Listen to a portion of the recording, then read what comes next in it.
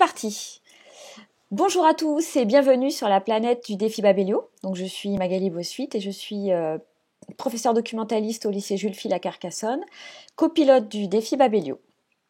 Nous sommes heureux de vous retrouver cette année encore pour le lancement de la 8e édition, déjà, du défi Babelio. Vous êtes de plus en plus nombreux à y participer. C'est un succès croissant qui nous ravit, qui nous motive pour vous accompagner tout au long de l'année pour cette aventure collaborative. Alors, c'est une aventure autour de la lecture et des outils numériques.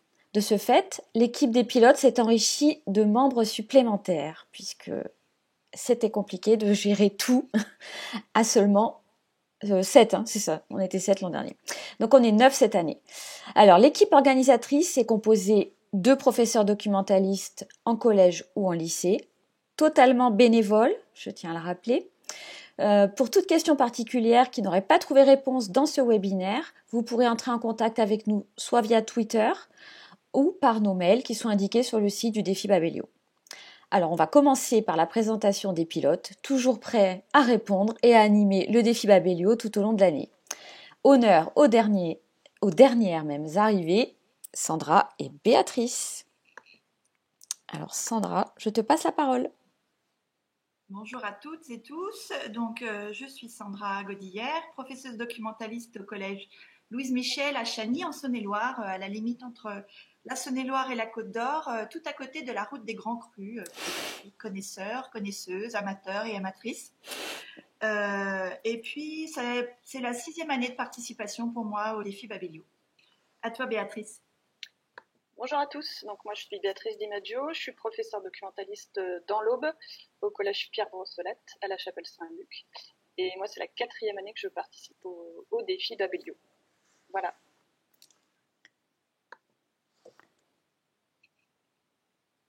Bonjour à tous, moi c'est Danielle Gérante, je suis prof documentaliste dans l'Ain à Bourg-en-Bresse au lycée Caria.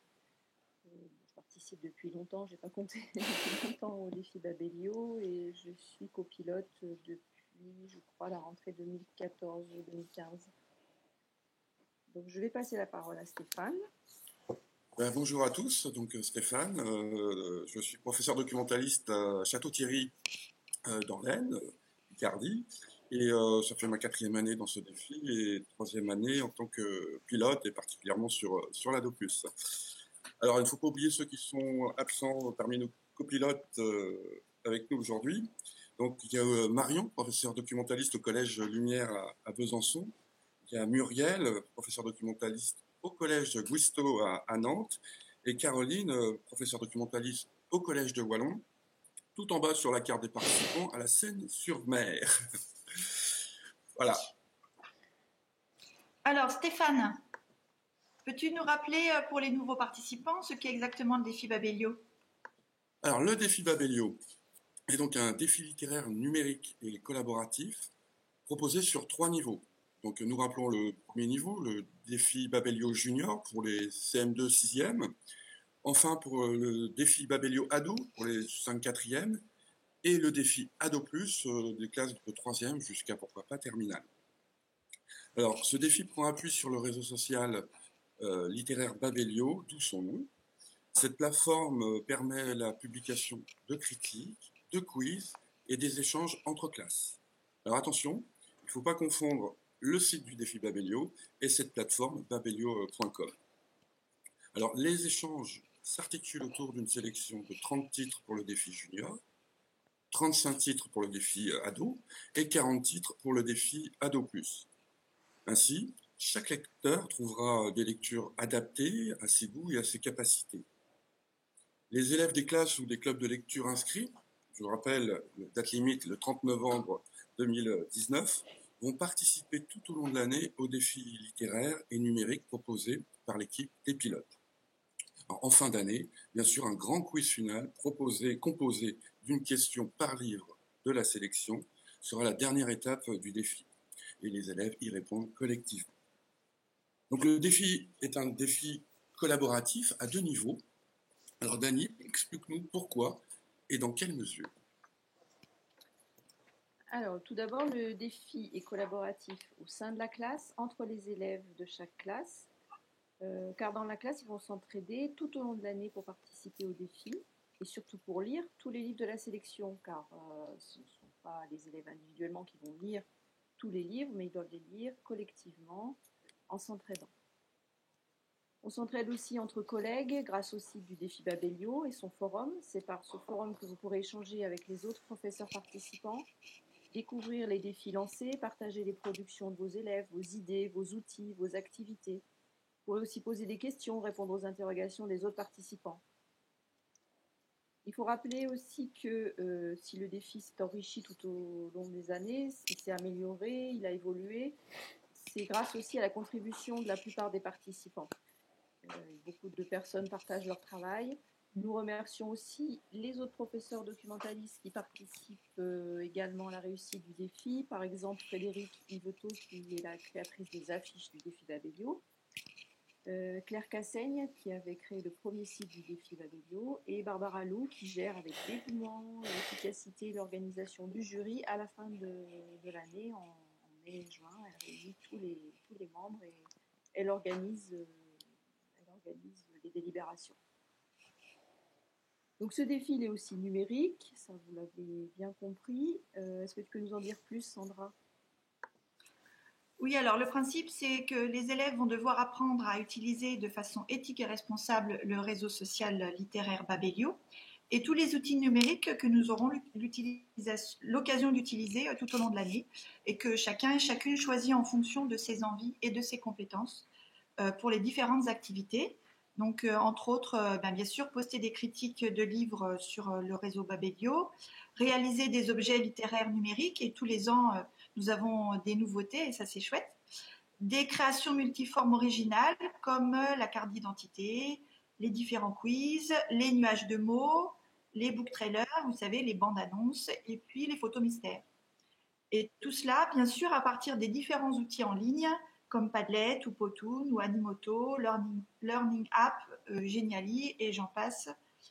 Donc le choix est vaste et chacune peut apporter sa patte et nous proposer des outils nouveaux chaque année.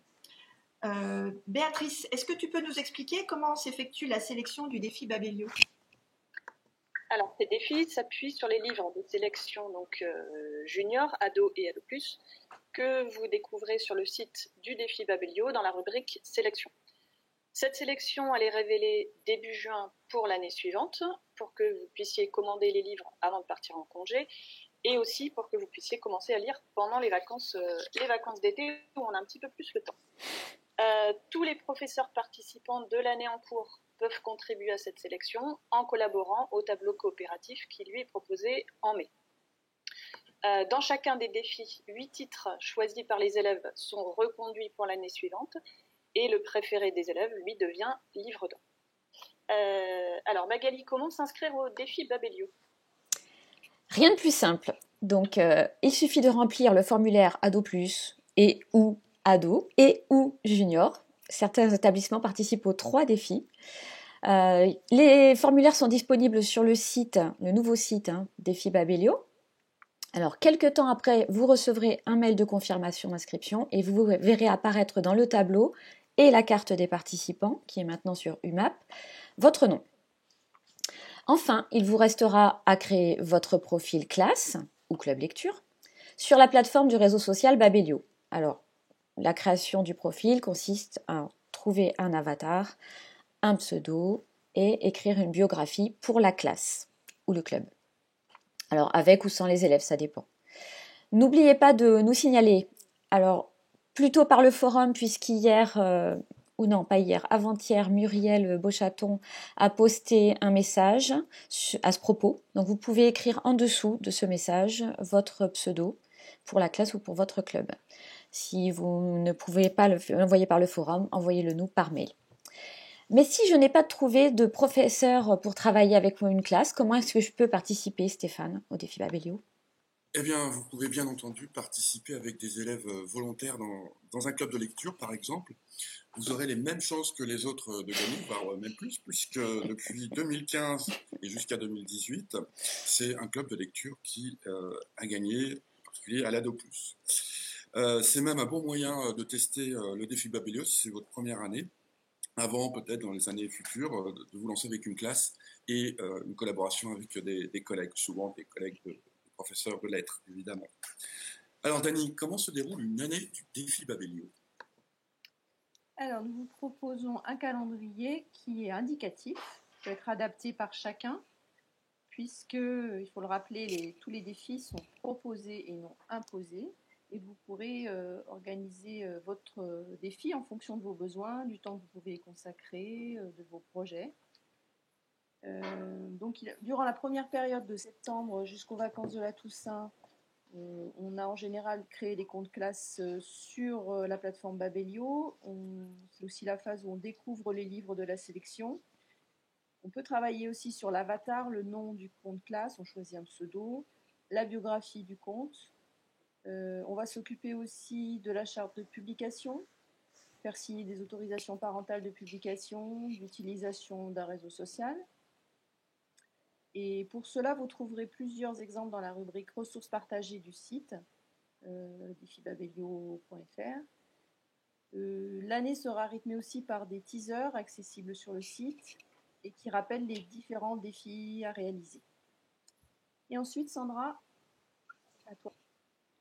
Alors, de la Toussaint jusqu'à Noël, c'est-à-dire maintenant, il s'agit de s'abonner aux différents comptes classes avec lesquels nous pouvons devenir amis, grâce à la liste des participants sur la liste du défi, comme vous l'a dit Magali tout à l'heure. Il s'agit aussi de réaliser le défi carte d'identité. Alors sur tout support, la classe ou le club lecture publie une photo, un dessin, un montage d'illustration qui va caractériser sa région, sa ville ou son établissement de façon à ce qu'elle soit reconnaissable par tous. Et puis cette carte sera ensuite déposée sur un Padlet coopératif. Il s'agit aussi de publier les premières critiques sur Babelio, bien sûr, si les élèves ont déjà eu le temps de lire, et de commenter, de critiquer les critiques des autres classes. Et pour ceux qui ont vraiment le temps, qui ont commencé très tôt dans l'année, vous pouvez aussi commencer à publier les premiers quiz et les partager sur les réseaux sociaux quand le CDI ou le prof-doc a un réseau social dédié aux professionnels. Ensuite, on arrive aux fêtes de Nouvel An. Et alors après, Béatrice, qu'est-ce que le défi Babelio nous réserve? Alors, juste après les fêtes, donc de janvier jusqu'à février, là, il y a la réalisation de productions autour du défi Babelio, comme des affiches, des infographies, des bookface, voilà, des mises en situation de livres, des nuages de tags, les nuages de mots. Ensuite, on laisse passer les vacances d'hiver et jusqu'aux vacances de printemps, on a l'Insta défi Babelio, ou bien le photo mystère, en fait, où il faut deviner à partir de photos ou d'images le livre sur lequel on a travaillé. Donc l'objectif, c'est bien de retrouver le titre du livre à partir d'un montage photo. On peut aussi réaliser les book trailers ou toute autre création d'objets littéraires avec les outils numériques de votre choix. Et puis, on peut aussi organiser des rencontres, alors réelles ou virtuelles, entre les classes, et aussi des rencontres avec les auteurs, donc que ce soit physiquement ou en visio. Pour les auteurs, on peut aussi échanger via Twitter. Les auteurs et les autrices du défi ont certains des comptes Twitter, et certains ont aussi un profil sur Babelio, et donc acceptent de répondre aux questions des élèves. Donc viennent maintenant les beaux jours. Donc Magali, que nous réserve le défi Babelio? On en rêve d'être au beau jour. Donc au beau jour, évidemment, on peaufine, on finit les productions qui n'ont pas encore été achevées, car je le rappelle, tous les défis qui seront lancés, vous pouvez les mener à bien jusqu'à la fin de l'année. On répond à l'Insta défi et au quiz final qui est au mois de mai. C'est le moment fort du défi. Alors c'est aussi la période où vous pouvez proposer d'autres activités à vos élèves comme des speedbookings, une sortie scolaire, des boîtes lecture, des échanges avec d'autres classes. En juin, on l'a dit tout à l'heure, évaluation et organisation du défi Babelio suivant, donc la sélection des nouveaux titres, évaluation des productions qui est donc faite par un jury indépendant, on l'a rappelé un petit peu tout à l'heure, qui coordonne donc Barbara Lou. qu'on ne remerciera jamais assez, si vous saviez, comme elle est vraiment incroyable. Donc, je rappelle, ce défi est indépendant parce que tous les membres du jury ne participent pas au défi Babelio. Donc, ce sont des enseignants, souvent des enseignants documentalistes volontaires, des personnels de Canopée, évidemment des personnels de Babelio, et enfin, donc, les vainqueurs sont proclamés. Alors, mais pour participer, est-ce qu'il faut participer à tous les défis avec sa classe ou son club lecture? Dani va nous éclairer sur le sujet. Non, alors tous les défis proposés ne sont pas obligatoires. Vous êtes libre de participer ou non selon vos envies, vos possibilités, c'est ce qu'on disait déjà tout à l'heure. Le défi, c'est juste un cadre qui peut vous aider à proposer des activités littéraires à vos élèves, par exemple.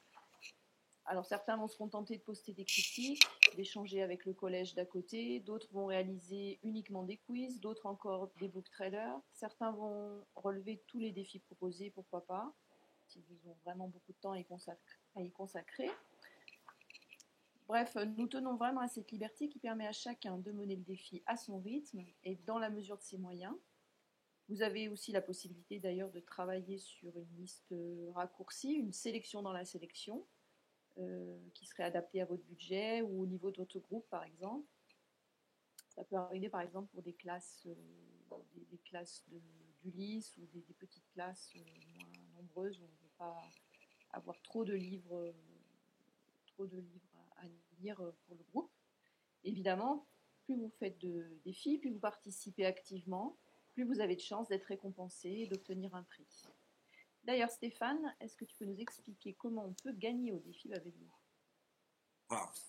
Alors, pour obtenir un prix ou une récompense, des lots de livres, des liseuses, des tablettes et j'en passe, alors bien sûr, il faut avoir créé un profil collectif sur la plateforme Babelio et publier des critiques à partir de ce profil.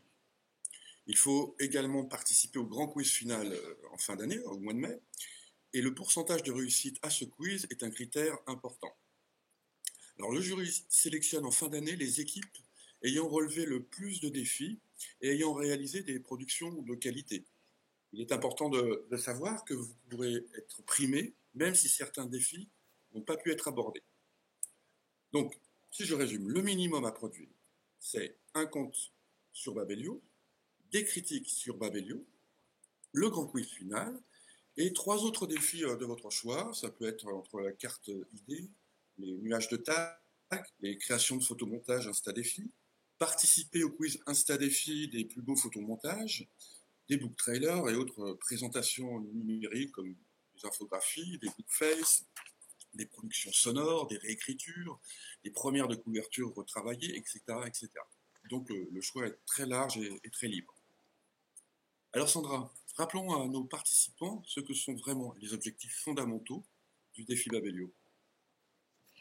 Alors, bien sûr, il s'agit d'inciter à la lecture en favorisant le choix, et nous savons à quel point ça peut être révélateur pour certains de nos élèves, puisque le lecteur a toutes les chances de trouver des lectures adaptées à ses goûts et à son niveau parmi les 30 à 40 titres sélectionnés selon le défi que vous réalisez. Il s'agit aussi, et là c'est de la compétence des professeurs documentalistes, de transmettre des savoirs en lien avec l'éducation aux médias et à l'information, faire découvrir le fonctionnement d'un réseau social, comprendre ce qu'est l'identité numérique et comment il faut la protéger, expérimenter des outils numériques aussi pour échanger et communiquer, et puis bien sûr former des cyber-citoyens producteurs de contenu en ligne. Il s'agit aussi de travailler l'argumentation et l'esprit critique, de proposer des activités créatives, et là nos élèves peuvent s'éclater et laisser libre cours à toute leur potentialité dont ils nous font souvent preuve. Et puis d'un point de vue personnel, et ça c'est très intéressant aussi pour nous, le défi peut nous aider et nous inviter à nous former à de nouveaux outils numériques et à la diffusion de productions. Voilà, Magali, je te laisse terminer, conclure ce webinaire. Merci Sandra. Merci à tous les amis pilotes. Et avant de vous quitter, nous vous rappelons que que vous pouvez retrouver toutes ces informations sur le site du défi Babelio, qui est donc défibabelio.fr depuis cette année.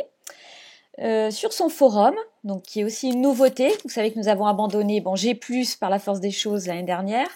Et donc, alors, nous n'avons pas totalement abandonné ViaEduc et eTwinning, mais ce n'est plus le vecteur essentiel, en tout cas, d'échange. Donc, il s'agit bien du forum que vous pouvez retrouver sur le site du défi Babelio. Sur ce site, vous retrouvez toutes les ressources disponibles dans les différents onglets thématiques pour vous accompagner et suivre les temps forts de ce défi littéraire auprès de nos élèves. Avant de conclure complètement, je voulais vous rappeler que nous serons au salon de Montreuil, au salon de littérature jeunesse de Montreuil. Alors, ceux qui y sont, lèvent la main. Moi, je veux bien lever la main. Oui, alors, si vous voulez nous voir en chair et en os, faire des selfies avec nous, why not? On a eu le cas l'année dernière. Défi Montreuil. Ouais, c'était très très sympa, c'était très rigolo. Du coup, n'hésitez pas à nous le signaler. On essaiera de se retrouver dans les allées, ce qui est fort encombré, donc c'est pas toujours évident. Mais on essaiera quand même. Et donc, je vous dis à bientôt et belle aventure à vous dans ce défi Babelio 2019-2020. Au revoir tout le monde.